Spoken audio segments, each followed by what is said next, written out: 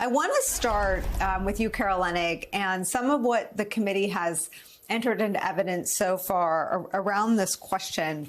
And I believe it's you and your colleagues who had some of the earliest journalism about exactly what Trump was and was not doing. As it turns out, it's pretty operative what he was not doing in terms of the view of this committee. But here's what they've entered into evidence so far.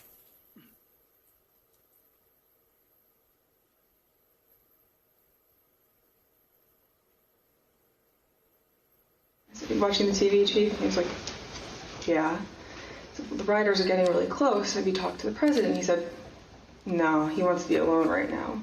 Still looking at his phone. And I remember Pat saying to him something to the effect of, the riders have gotten to the Capitol, Mark. We need to go down and see the president now. And Mark looked up at him and said, he doesn't want to do anything, Pat. I remember Pat saying something to the effect of, Mark, we need to do something more.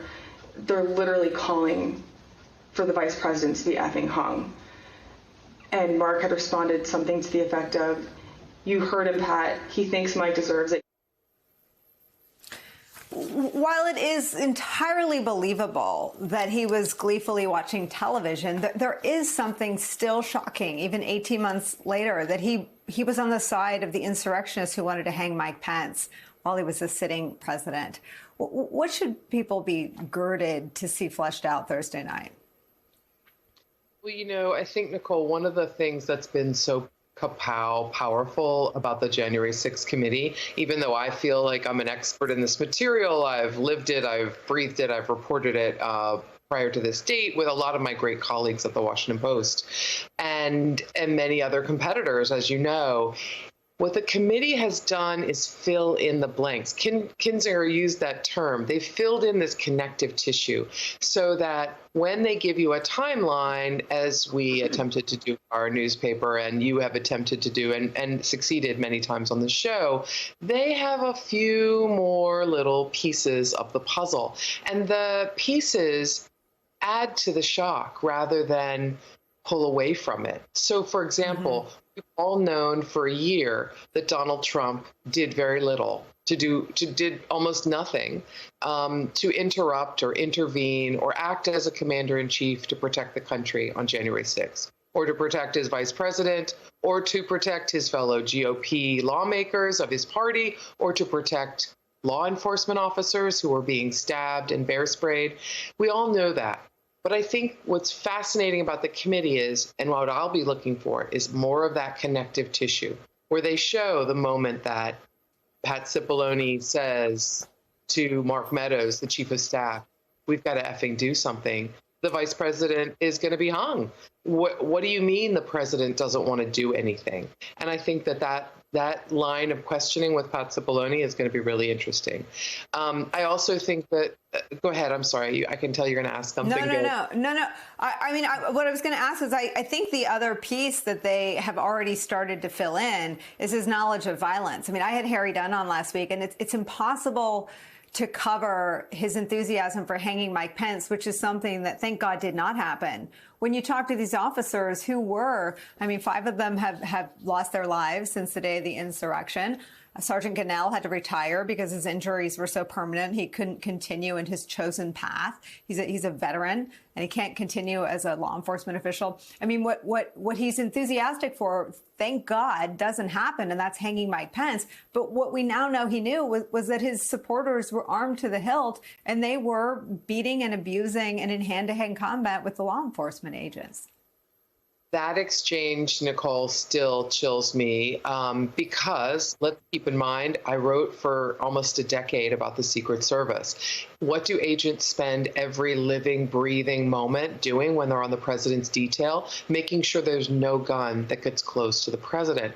And on the morning of the rally at the Ellipse, the president is furious. And he is saying to his Secret Service protectors and his White House deputy chief of staff, according to one witness, that he wants to let them stay armed and he wants to usher them into a screened area.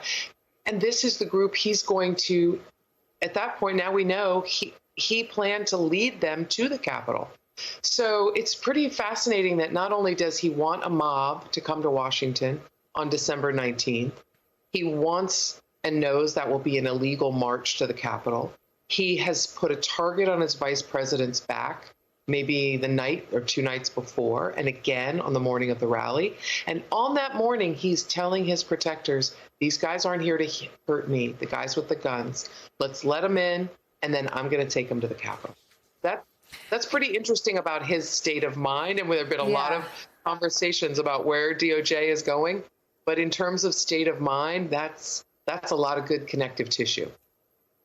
You know, Harry, the story of the last 5.5 years has been the hunt for the smoking gun. But I would posit that another smoking gun will go on the shelf next to the previous 5. I mean, Mueller had 6 in Volume 2 of the Obstruction of Justice, 6 crimes of obstruction of justice, as well as a shared mission with Russia in Volume 1. Impeachment 1 had, Trump's corruption and criminality has been proven over and over and over again. That doesn't seem to be the point anymore. And that doesn't appear to be lost on the 1-6 committee members.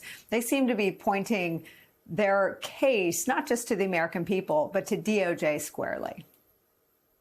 Yeah, I think that's right. In our discussions, Nicole, somehow the threshold gets raised higher and higher and higher, and we have these more crazy suppositions. What if he really believed that, in fact, he had won? They don't hold up under the evidence, and of course, the evidence is about to get a lot thicker, I think, as Carol just put it, with the sort of connective tissue.